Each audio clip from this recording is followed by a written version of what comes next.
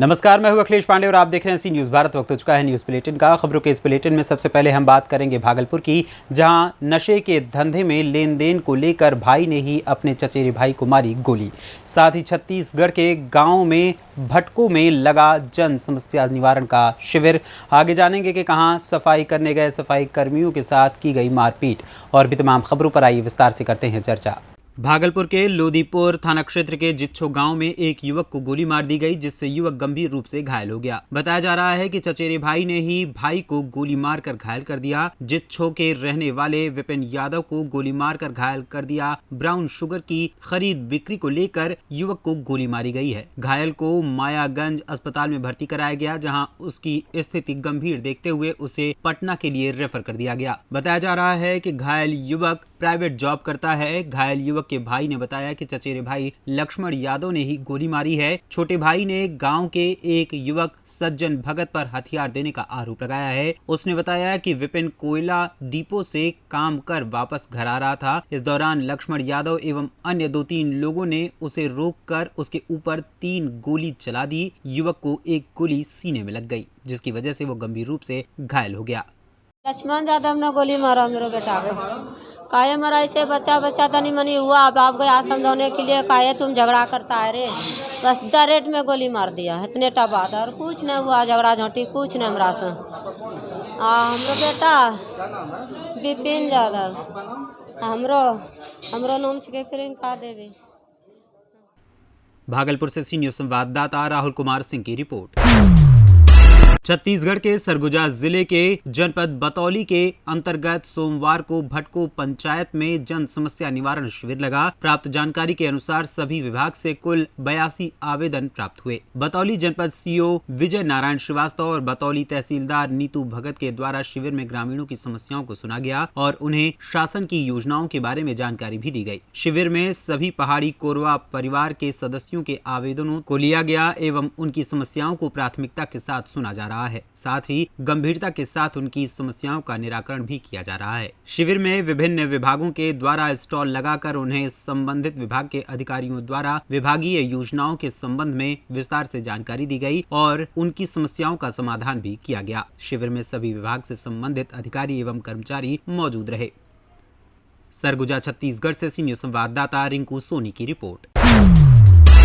गोरखपुर पीपीगंज नगर पंचायत के अंतर्गत आने वाले वार्ड नंबर 2 में सफाई करने गए सफाई कर्मियों के साथ मारपीट की गई, जिसमें 2 महिला सफाई कर्मी घायल हो गईं। नगर पंचायत पीपीगंज के सफाई नायक ने कहा कि दबंगों के खिलाफ कार्रवाई की जाएगी। ये घटना सोमवार दोपहर लगभग 2 बजे के आसपास की है। गोरखपुर से सी न्यूज़ संवाददाता योगेंद्र कुमार अग्रहरि की रिपोर्ट। हरदोई एसपी राजेश द्विवेदी ने शहर में होलिका दहन स्थल का निरीक्षण किया। इस दौरान पुलिस अधीक्षक ने कई जगहों पर होलिका के दहन स्थल की जगह भी परिवर्तित कराई है। जिन होलिका स्थल के ऊपर से बिजली के तार निकल रहे थे या जहां आग फैलने का डर था, उन स्थानों में बदलाव के निर्देश दिए गए। एसपी राजेश द्विवेदी ने बताया कि जनपद भर में जिन जगहों पर होलिका दहन होना है, उनका निरीक्षण पहले ही कर लिया गया है। देखने में आया है कि होली जैसे जैसे करीब आती है, होलिका दहन स्थलों पर लकड़ियों की संख्या अधिक हो जाती है, जिससे न सिर्फ होलिका चौड़ी हो जाती है बल्कि उसकी ऊंचाई भी बढ़ जाती है, जिसकी वजह से आग लगने का खतरा भी उत्पन्न हो जाता है। इसी को ध्यान में रखते हुए होलिका दहन स्थलों का सघन निरीक्षण किया गया है। फिलहाल एसपी ने क्यूआरटी टीम से लेकर तमाम तैयारियां पूरी कर ली हैं और आगामी त्योहार को सकुशल निपटाने के लिए अतिरिक्त पुलिस फोर्स भी तैनात किया गया है। जनपद में होलिकाओं का वैसे भी भ्रमण कर लिया गया है, लेकिन यह देखा गया है कि समय के साथ लोग उसमें और लकड़ियाँ बढ़ाते आते हैं, उसकी हाइट बढ़ती आती है, जिससे कि पुनः जो पहले निरीक्षण हुआ है उससे अधिक आग के फैलने की आशंका रहती है होलिका से। इसी के दृष्टिगत में निर्देशित किया गया है और स्वयं भी देखा जा रहा है कहीं ऐसा तो नहीं है कि कोई होलिकाएँ जो है वो ज़्यादा बड़ी हो गई हों या उनकी चौड़ाई ज़्यादा हो गई हो। साथ ही साथ ये भी संभावना है कि कुछ लोग आज ही होलिका दहन करें। इस संबंध में भी सभी को बताया गया है, सभी पूछताछ करके उसी हिसाब से ड्यूटियाँ लगेंगी। सावधानियाँ सर क्या मतलब जैसे तार भी ऊपर हैं, इसको लेके क्या आप लोगों ने न सिर्फ ये है कि आसपास कोई घर, कोई तार, कोई ऐसा नुकसान पहुंचने का स्थान हो, बल्कि जो सामग्रियां लगाई जा रही हैं होलिका में उसके बारे में निर्देश दिए गए हैं। कोई टायर या पॉलीथीन या इस तरह की चीज़ें जो कि नुकसानदायक हो सकती है ह्यूमन बींग्स के लिए, उसके लिए भी मना किया जा रहा है। सुरक्षा व्यवस्था लेकर सर क्या इंतजाम किए?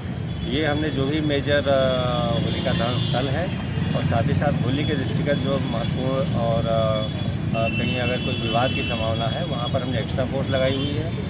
PRV के रूट हमने होलिका के हिसाब से चेंज कर दिया गया है। साथ ही साथ सभी थानों में हमारे QRTs हैं, एक्स्ट्रा पुलिस मोबाइल है, ताकि कहीं भी कोई सूचना आने पर तुरंत उसको देखा जा सके। हरदोई से सीनियर संवाददाता राशिद बाबू की रिपोर्ट।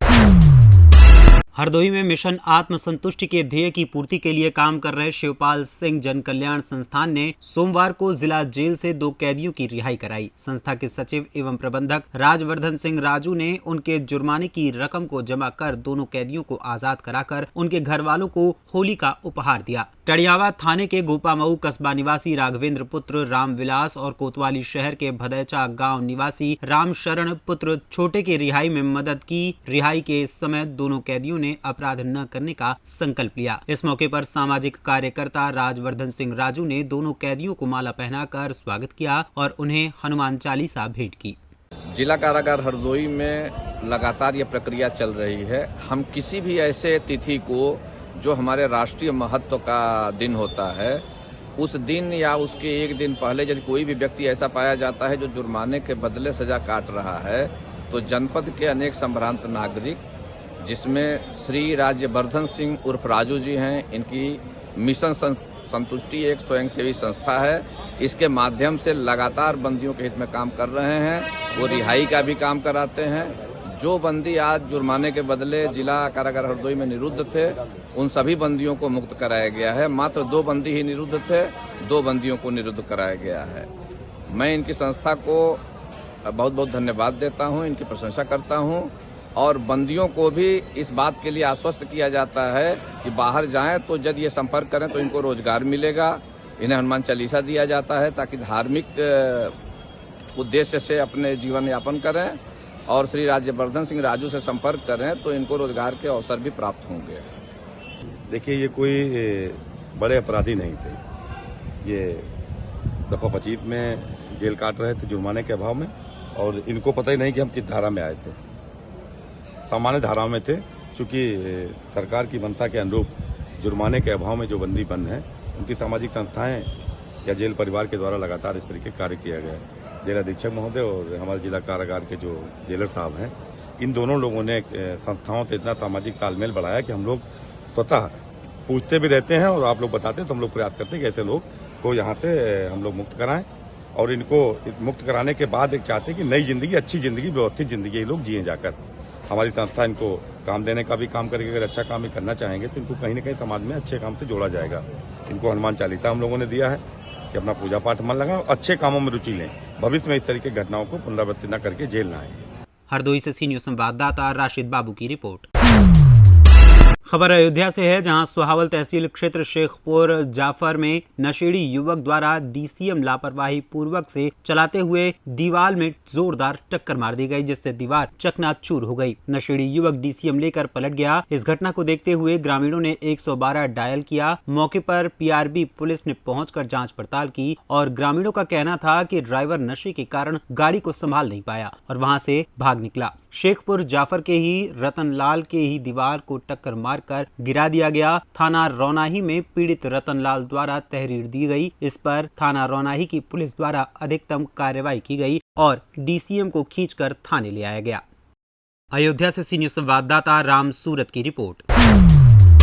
खबर एटा से है, जहां अवैध शस्त्र फैक्ट्री बरामदगी में थाना जसरतपुर पुलिस को बड़ी कामयाबी मिली है। 2 शातिर असलहा तस्कर गिरफ्तार किए गए। 1 तमंचा बना हुआ और 2 अधबने तमंचे एवं भारी मात्रा में शस्त्र बनाने के उपकरण भी बरामद किए गए हैं। इस संबंध में अभियुक्तों के विरुद्ध थाना जसरतपुर पर विभिन्न धाराओं एवं आर्म्स एक्ट के तहत अभियोग पंजीकृत कर थाना स्तर से आवश्यक वैधानिक कार्यवाही की जा रही है। अभियुक्त शातिर किस्म के अपराधी हैं, जिन पर पूर्व में भी 3 अभियोग पंजीकृत हैं। अभियुक्त गण पुराने खराब तमंचे सही करने का कार्य भी करते हैं।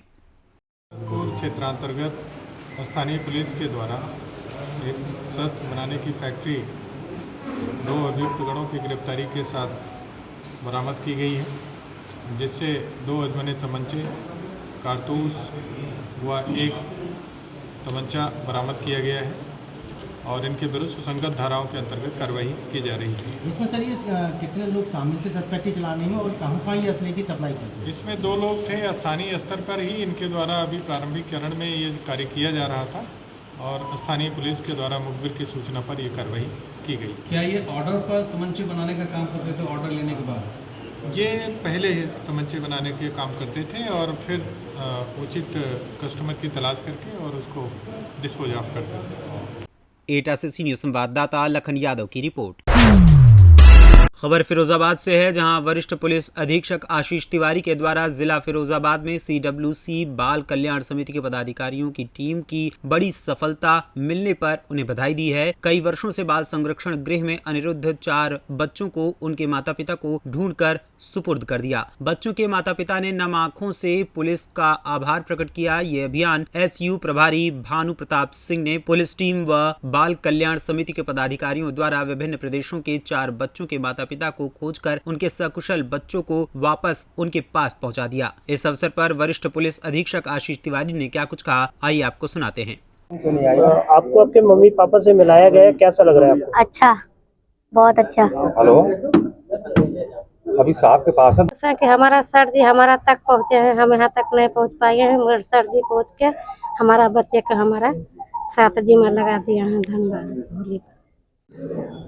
जनपद में ADG महोदय के निर्देशानुसार गुमशुदा बच्चों पर लगातार अभियान चलाया जा रहा है, जिसमें ASTU जो एंटी ह्यूमन ट्रैफिकिंग यूनिट है उसकी कई टीमें बनाई गई हैं, जो विभिन्न जनपदों में जा रही हैं। दिल्ली, मुंबई, आगरा, कोलकाता सभी जगहों पर टीमें हमारी गई हैं और उस क्रम में अब बच्चों का मिलना, जो बिछड़े हुए बच्चे हैं, जो बच्चे ऐसे हैं जो कहीं सुधार गृह में हैं और जो अपने परिजनों से बिछड़े हुए हैं, उनको मिलवाने का सिलसिला जो है वो शुरू हुआ है। इसमें चाइल्ड वेलफेयर कमेटी CWC का भी पूरा सहयोग मिल रहा है। उस क्रम में आज 4 बच्चे जो हैं वो मिले हैं। ये बच्चे जो हैं वो जनपद एटा का एक बच्चा है जो कि 13 साल का है और इसको ढूंढ के लाया गया। इसके अलावा दूसरा बच्चा जो है जनपद राजगढ़ मध्य प्रदेश का है जो 10 वर्ष का है और इसको भी इसके माता पिता को सुपुर्द किया गया है। तीसरा बच्चा वल्लभगढ़ फरीदाबाद हरियाणा का है जो 1 वर्ष से गायब था, उसको भी ढूंढकर उसको सुपुर्द किया गया है। और चौथा बच्चा जो है वो फरीदाबाद हरियाणा का रहने वाला है और ये 3 वर्ष से गायब था, इसको भी 13 वर्ष के बच्चे को ढूंढ के किया गया है। तो कुल मिला के 4 बच्चों की आज कार्रवाई है। ये कार्रवाई प्रतिदिन चलती रहेगी और इसको प्रतिदिन जो है टोटल संख्या को भी अपडेट किया जाएगा और इस तरीके से लगभग 200 बच्चों का टारगेट दिया गया है कि टीम इसमें 200 बच्चों को मिलाने का कार्य करेगी। फिरोजाबाद से सी न्यूज़ संवाददाता सन्नेश कुमार गुप्ता की रिपोर्ट। महाराष्ट्र के वर्धा जिले के तहसील हिंगन घाट में स्थित कॉलेज में पढ़ने वाली एक 19 साल की छात्रा के साथ फेसबुक की झूठी एडवर्टाइजमेंट की वजह से धोखा हुआ। छात्रा को 25,000 वेतन तथा रहने के लिए घर देने का लालच दिया गया। झूठी एडवर्टाइजमेंट के झांसे में आकर फेसबुक के माध्यम से इस लड़की ने अपने जॉब के लिए अप्लाई किया। परिवार को कुछ न बताते हुए मुंबई के लिए रवाना हो गई थी। ऐसे में घर के परिजनों को मालूम पड़ने पर परिजनों ने हिंगन घाट विधानसभा के आमदार समीर कुनावर से संपर्क किया और अपनी लड़की की जान बचाने के लिए विनती की। आमदार समीर कुनावर ने सारी बातों की जानकारी हासिल की तथा वर्धा जिले के SP नूरुल हसन को कॉल किया और सारी घटना की जानकारी दी और रेलवे के DRM से संपर्क करके लड़की को रोकने के लिए प्रयास किया। पता चला कि लड़की सेवाग्राम मुंबई एक्सप्रेस में बैठ चुकी है और रवाना हो गई थी। उस लड़की को जल्द से जल्द तलाश करके धामन गाँव रेलवे स्टेशन पर उतारा गया। आज वो लड़की और उसके परिवार वाले बहुत खुश हैं और हिंगन घाट विधानसभा के आमदार समीर कुनावर की सराहना कर रहे हैं। वर्धा महाराष्ट्र से सी न्यूज़ संवाददाता जावेद शेख की रिपोर्ट। खबर राजगढ़ से है, जहां मौसम ने फिर से अपना मिजाज बदला और सारंगपुर और शाजापुर राजगढ़ के आसपास तेज हवाओं के साथ ओलावृष्टि भी हुई और बारिश भी हुई, जिससे किसानों की चिंता बढ़ गई है। किसानों की फसल में काफी नुकसान देखा गया। राजगढ़ से सी न्यूज़ संवाददाता नागेश्वर पाटीदार की रिपोर्ट। फिलहाल के लिए इस न्यूज़ बुलेटिन में बस इतना ही। देश दुनिया की तमाम खबरों के लिए देखते रहें सी न्यूज़ भारत और खबर आपके साथ, आपके हाथ।